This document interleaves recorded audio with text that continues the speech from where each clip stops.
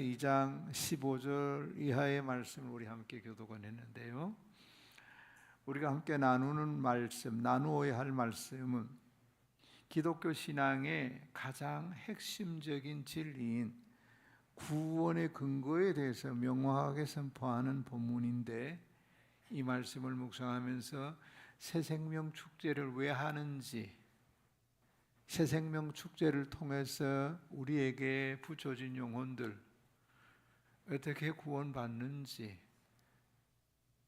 우리가 말씀을 통해서 우리 자신이 먼저 은혜를 누리고 그 다음에 나누어주고 증거하고 선포하는 복된 자리가 되기를 예수님의 이름으로 축복을 드립니다. 당시 갈라디아 교회는 율법을 지켜야만 구원을 얻을 수 있다고 하는 율법주의자들의 가르침으로 큰 혼란에 빠졌습니다. 마치 우리가 무엇인가 더하고 더 수고 노력해야만 하나님으로부터 인정받을 수 있다라는 생각을 하는 것처럼, 그들은 믿음 외에 할례와 율법의 행위를 추가해야 완전한 구원을 받는다 믿었어요. 지금도 캐톨릭이 이런 구원관을 가지고 있고요. 또 우리 개신교 성도들 중에도, 개혁교회 성도들 중에도 가끔 제대로 무장이 안 되신 분들은 구원 받으셨습니까? 이러면 아이고 제가 뭘 아직도 죄가 많아서 이러고만. 여러분, 오늘 이 말씀 묵상하면서 여러분의 구원이 내 노력이나 내 수고가 아니라는 거 오늘 성경의 근거에서 확실히 붙들고 우리 VIP들에게 확실하게 선포하고 증거할 수 있기를 주님의 이름으로 축복을 드립니다. 갈라디아 성도들을 향한 바울의 단호한 가르침, 오늘 16절에 사람이 의롭게 되는 것은 율법의 행위로 말미암음이 아니 오직 예수 그리스도를 믿음으로 말미암는 줄 알므로. 할렐루야. 자, 이 말씀은 우리가 하나님 앞에 의롭다 인정받는 유일한 길은 우리의 행위나 노력이나 공로가 아니라 오직 예수 그리스도를 향한 믿음뿐임을 선언하고 있어요. 오늘 우리가 이 말씀을 통해서 율법의 행위로는 결코 얻을 수 없는 구원의 본질, 그리스도와 함께 죽고 다시 사는 연합의 신비, 그리고 하나님의 은혜를 헛되지 않게 믿음의 진정한 의미를 깊이 깨닫게 되는 시간이 되기를 축복합니다. 바울 사도가 목숨을 걸고 지키려 했던 이 복음의 핵심이 오늘 우리에게도 흔들리지 않는 신앙의 반석이 되기를 다시 한번 주님의 이름으로 축복을 드립니다. 우리가 함께 묵상할 오늘 본문의 주제는, 따라합시다. 오직 믿음으로 말미암는 칭의. 오직 믿음으로 말미암는 칭의. 할렐루야. 아멘. 먼저 율법의 행위로는 의롭다함을 받을 수 없다라는 선언이에요. 율법의 행위는 유대인에게도 구원의 근거가 될 수 없습니다. 바울은 갈라디아서 2장 15절에 이렇게 말합니다. 받들을 씁니다. 우리는 본래 유대인이요 이방 죄인이 아니로되 라고 말씀하고 있어요. 할렐루야. 그렇습니다. 유대인이 율법을 가진 서민으로서 이방인보다 우월하다는 자부심을 가지고 있었습니다. 그러나 바울은 곧이어서 이런 혈통이나 율법적인 행위가 구원의 근거가 될 수 없음을 강조합니다. 바울 자신도 유대인이었지만 율법의 행위로서는 없게 될 수 없음을 깨닫고 고백함으로 구원은 태어난 배경이나 지켜야 할 규율에 달려 있지 않음을 분명히 말하죠. 로마서 3장 9절 10절 말씀이 이 말씀을 좀 더 뒷받침하고 좀 더 자세하게 우리에게 말씀하고 있는데, 로마서 3장 9절 이하의 말씀을 우리 함께 받들겠습니다. 그러면 어떠하냐? 우리는 나으냐? 결코 아니라. 유대인이나 헬라인이나 다 죄 아래에 있다고 우리가 이미 선언하였느니라. 기록된 바 의인은 없나니 하나도 없으며. 아멘. 아멘. 여러분, 이 말씀이 유대인이나 이방인이나 할 것 없이 모든 사람이 죄인이다 그렇게 선포하는 거예요. 또 하나는 오직 예수 그리스도를 믿는 믿음, 그 믿음만이 칭의의 유일한 길이라는 사실입니다. 오늘 16절 상반절에 다 같이요, 사람이 의롭게 되는 것은 율법의 행위로 말미암음이 아니요 오직 예수 그리스도를 믿음으로 말미암는 줄 알므로 우리도 그리스도 예수를 믿나니. 아멘. 아멘. 그렇죠? 여기서 우리가 기억해야 할 게 뭐냐면 칭의라는 단어죠. 칭의란 이런 거예요. 우리 자막을 잘 친절하게 띄우셨는데 잘하셨어요. 우리 한번 받들을 읽고 보겠습니다. 칭의란 죄인이 예수 그리스도를 믿을 때 하나님께서 그 죄를 용서하시고 의로운 사람으로 인정해 주시는 하나님의 법정적인 선언. 칭의란 이런 거예요. 우리가 예수를 믿음으로 하나님으로부터 죄를 용서받고 의로운 사람이라고 인정해 주시는데 하나님이 법정적인 선언을 해 주셨다는 거예요. 판사가 아무개 죄 없음 무죄 이러면 뭐 주변에서 뭐라 그래도 죄 없어. 이해가 되셨어요? 그래서 이 법정적인 선언입니다. 하나님이 우리를 예수 믿음으로 의롭다 인정해 주시는 거예요. 죄인이 하나님 앞에서 의롭다고 인정받는 것이 칭의입니다. 칭의란 단어 잘 기억하십시오. 시험에 나옵니다. 바울 사도는 율법을 지키려는 인간의 노력이 아닌 오직 예수 그리스도의 십자가 대속을 믿음으로써 이 칭의를 얻을 수 있다 이렇게 강조하는 거예요. 이는 구원이 인간의 공로가 아닌 전적인 하나님의 은혜임을 보여주는 핵심 진리. 믿으시면 할렐루야. 그래서 로마서 3장 28절에 이렇게 말씀하죠. 받들어 읽어보면요. 그러므로 사람이 의롭다 하심을 얻는 것은 율법의 행위에 있지 않고 믿음으로 되는 줄 우리가 인정하노라. 아멘. 아멘. 여러분, 바울 신학의 핵심, 바울이 가르치고 바울이 우리에게 가르쳐 주려고 하는 핵심이 뭐냐? 오직 믿음으로 말미암는 칭의를 명확하게 우리에게 가르쳐 주시려고 했어요. 그럼 여러분, 우리가 다른 말 하면 안 됩니다. 네? 권사님, 오늘 밤이라도 주님 앞에 서면 구원 받은 것이죠? 라고 물을 때 아이고 제가 아직도 죄가 많아서요, 이런 말 하면 안 된다고. 무슨 말인지 아시죠? 여러분, 구원 받으셨어요? 예수 그리스도를 믿음으로 하나님이 의롭다고 우리를 인정해 주셨어. 하나님 인정해 주시면 되지 뭘 내 마음 아유 내가 죄가 많은데 그런 소리 하면 안 돼. 그리고 또 하나는 어떤 인간도 율법의 행위로는 의롭게 될 수 없다는 사실입니다. 바울은 갈라디아서 2장 16절 하반절에 보니까 이렇게 말씀하잖아요. 같이 받들겠습니다. 율법의 행위로서는 의롭다함을 얻을 육체가 없느니라. 아멘. 아멘. 여러분, 이 말씀은 유대인과 이방인을 포함하여 어떤 사람도 율법을 완벽하게 지킬 수 없고, 따라서 율법의 행위로서는 결코 하나님 앞에 의롭게 될 수 없다는 선언입니다.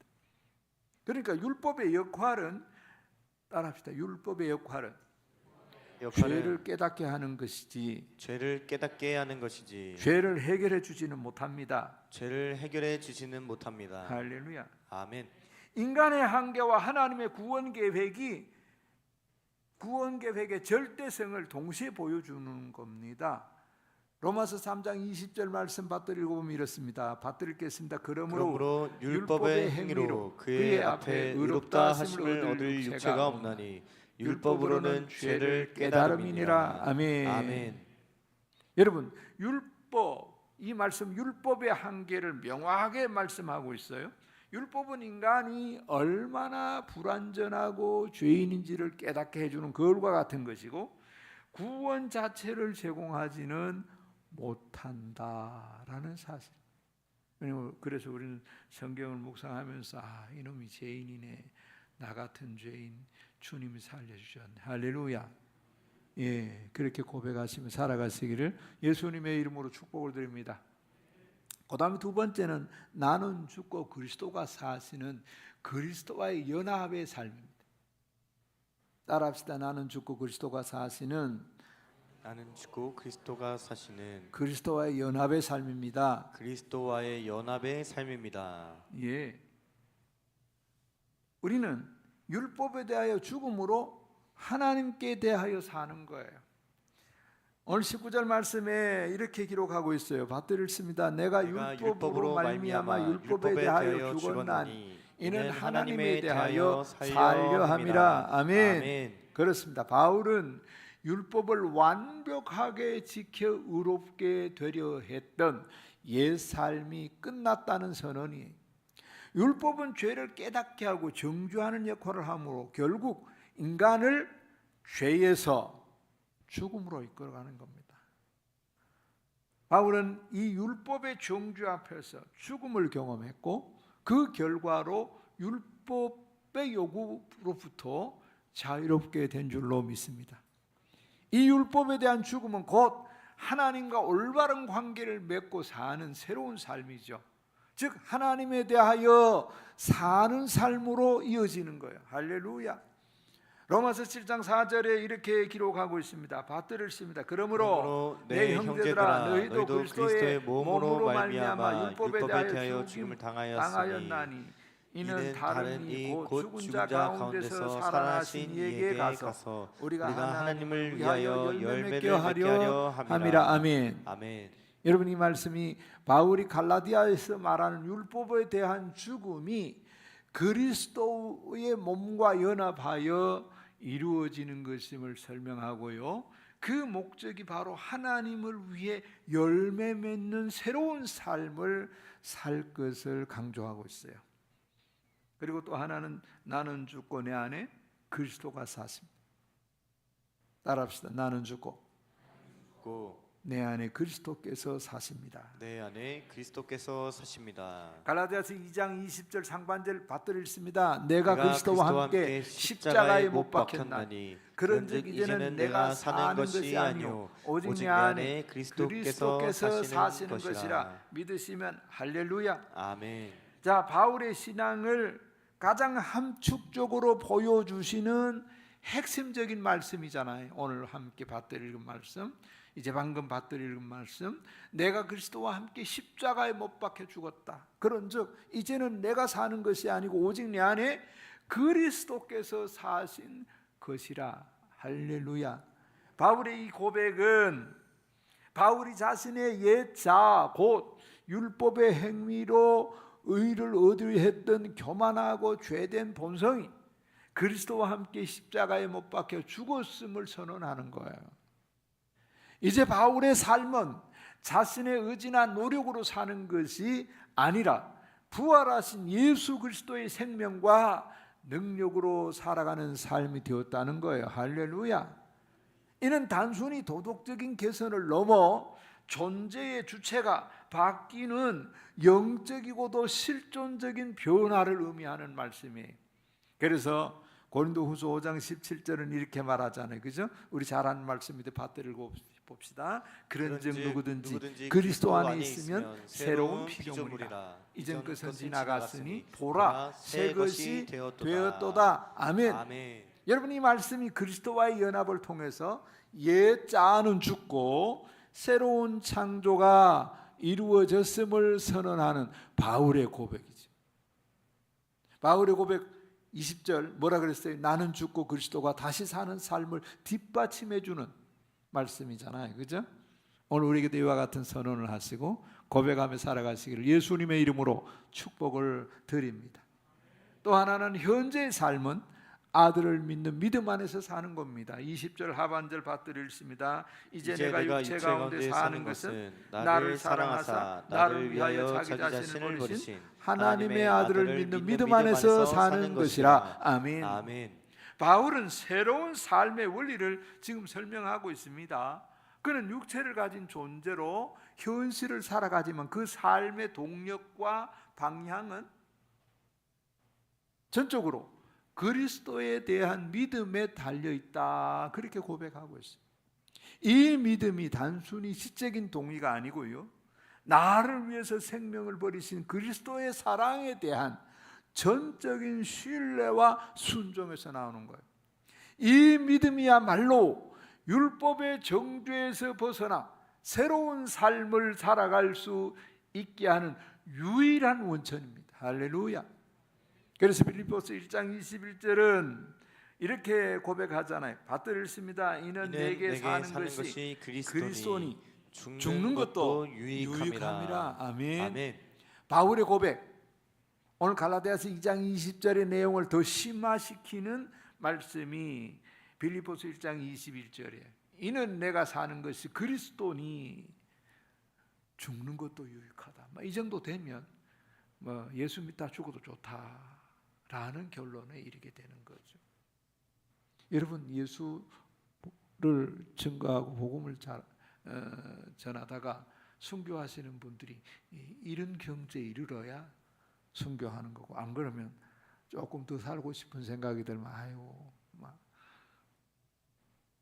당신이 말하는 대로 그러고 내가 좀 며칠 더 살겠어, 이렇게 되는 거예요. 무슨 말인지 아시죠? 오늘 우리에게 이와 같은 축복, 주님이 허락해 주셨고 바울을 통해서 깨닫게 하십니다. 믿으시면 할렐루야.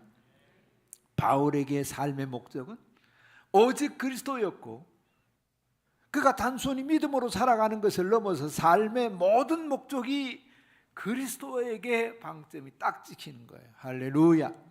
그 다음에 세 번째 우리가 여기서 묵상할 것은요, 그리스도의 죽음은 헛되지 않았습니다라는 것. 율법으로 의롭게 된다면 하나님의 은혜는 헛된 것이 되는 거예요. 오늘 21절 상반절에 내가 하나님의 은혜를 패하지 아니하노니라고 했잖아요.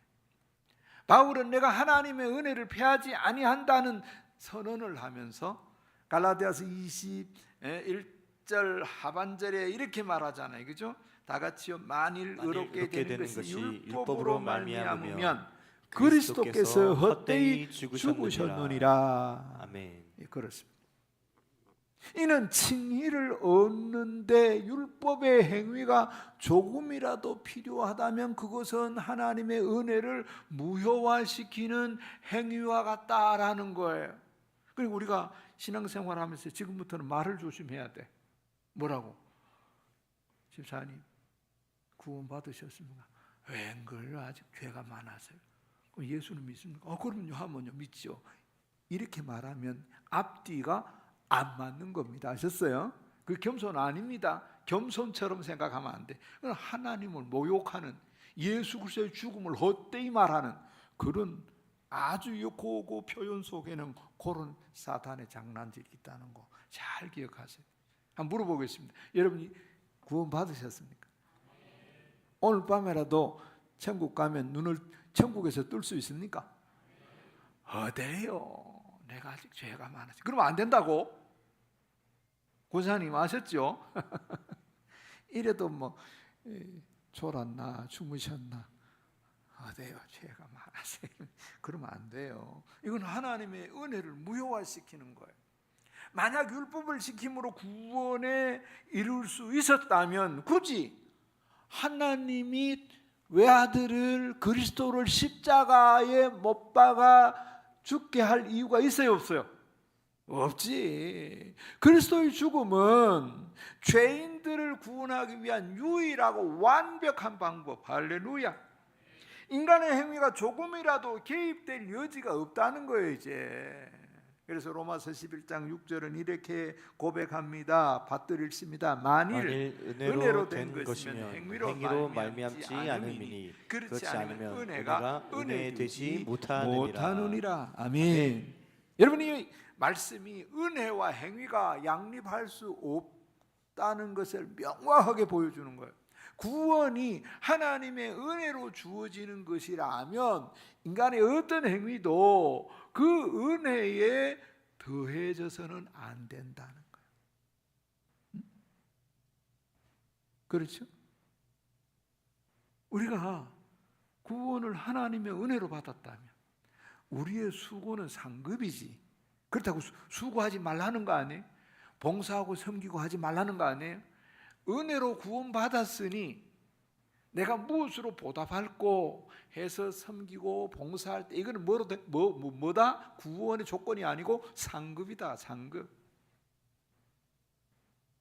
신앙생활 열심히 하시는 분들 중에 요거 헷갈리는 분들이 들어있어요.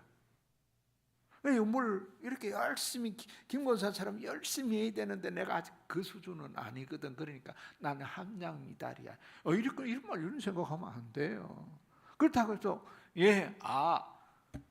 은혜로 구원받았으니까 그냥 무임승차다. 맞습니다. 그런데 섬기고 봉사하고 애쓰는 이런 모습이 없으면 상급은 받을 생각하지 마라.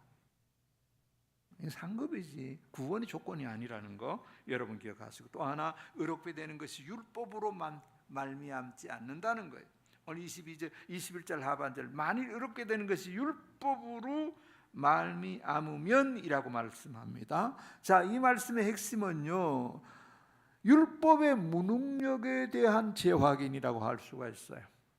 바울 사도는 만일 의롭게 되는 것이 율법으로 말미암으면이라는 가정을 통해서 율법주의자들이 주장하는 바를 반박하는 겁니다.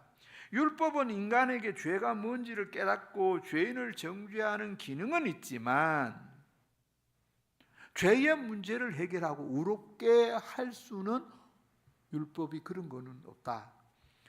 만약에 율법이 구원할 능력이 있었다면 그리스도는 불필요한 죽음을 죽은 거예요. 그렇죠?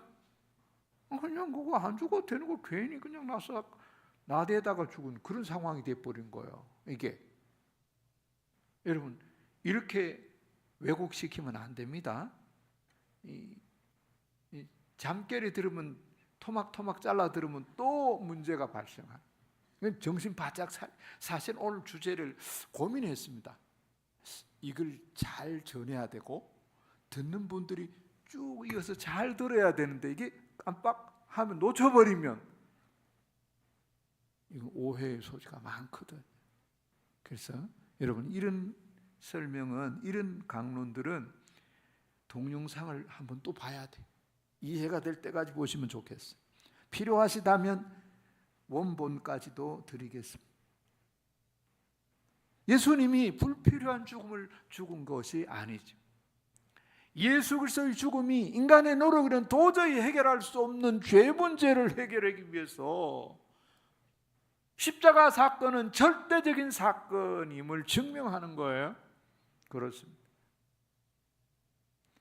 갈라디아서 3장 21절에 보면 이렇게 표현하고 있죠. 받들으십니다. 그러면 율법이 하나님의 약속들과 반대되는 것이냐? 결코 그럴 수 없느니라.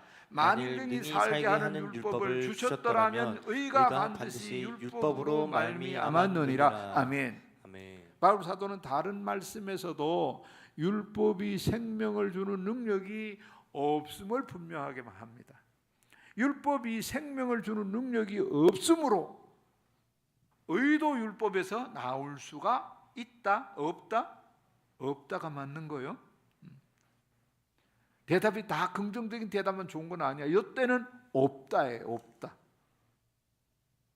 그 다음에 또 하나, 그리스도의 죽음은 구원을 위한 유일하고도 완전한 길입니다. 따라합시다. 그리스도의 죽음은 구원을 위한 유일하고 완전한 길입니다. 유일하고 완전한 길입니다. 21절 하반절에 그리스도께서 어때이 죽으셨느냐? 라고 강력한 표현을 사용하므로 율법주의의 결론이 얼마나 비극적인지를 보여주는 거예요. 자, 이 말씀은 율법으로 구원받는다는 주장이 결국 그리스도의 희생을 무가치하게 만드는 신성모독적인 생각, 이걸 지적하고 있는 거예요. 그런데도 21세기를 살아가면서도 여전히 우리 보고 작은 집이라고 말하는 천주교에서는 이 생각을 가지고, 천주교와 우리는 큰 집 작은 집 사이가 아닙니다. 그분들이 그냥 부드럽게 우리에게 다가오려고 우리가 큰 집이고 니네도 작은 집이다 이렇게, 형제 아니에요. 무슨 말인지 아셨나요? 그러니까 이 사람들은 성경을 바르게 해석을 못하고 있는 거예요. 그래서 그리스도의 죽음을 헛되이 하는 거예요. 그리스도의 죽음은 인류의 죄를 속량하기 위한 하나님의 완벽한 구원 계획이시며, 그분의 죽음이 있었기에 죄인들이 의롭게 될 수 있는 길이 활짝 열렸어요. 할렐루야.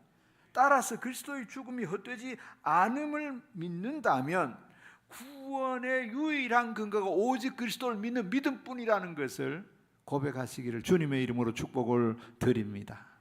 히브리서 10장 14절 말씀에 그가 거룩하게 된 자들을 한 번의 제사로 영원히 온전하게 하셨느니라고 했습니다. 자, 이 말씀은 그리스도의 십자가의 죽음이 단 한 번의 희생으로 영원한 구원을 완성했음을 선언하는 거예요. 이는 더 이상 어떤 행위나 노력이 구원을 위해서 필요하지 않다, 불필요하다는 것을 명확하게 선언하는 것. 그러기에 요한복음 14장 6절 말씀에 이렇게 말씀하시죠. 예수님이, 우리 한번 받들으십니다. 예수께서 이르시되 내가 곧 길이요 진리요 생명이니 나로 말미암지 않고는 아버지께로 올 자가 없느니라. 믿습니까? 아멘. 예, 이 말씀이 예수님만이 하나님 아버지께로 가는 유일한 길임을 선포하셨어요. 이는 율법이나 다른 어떤 행위도 구원의 길이 될 수 없다는 바울의 주장을 예수님이 다시 한번 확실하게 말씀해 주신 거 아닙니까? 말씀을 마무리하겠습니다. 오늘 기독교 신앙의 핵심인 오직 믿음으로 말미암는 칭의라는 주제로 말씀을 묵상했는데요. 첫째는 뭐였어요? 율법의 행위로는 의롭다함을 받을 수 없다. 두 번째는 뭐였어요? 두 번째, 나는 죽고 그리스도가 사시는 연합의 삶입니다. 그 다음에 세 번째는 뭐였어요? 그리스도의 죽음은 헛되지 않습니다. 할렐루야. 그래서 우리가 오직 믿음으로 말미암는 칭의, 즉 하나님으로부터 예수 믿어 너 의로운 사람이야 라고 선언한 이 선언을 마음속에 새기고, 누가 뭐라고 이상한 소리 해도 거기에 휘둘리지 않는 하나님의 법정적인 선언을 받은 의로운 사람들로 살아가시기를 예수님의 이름으로 축복을 드립니다. 기도하겠습니다. 예수님 고맙습니다.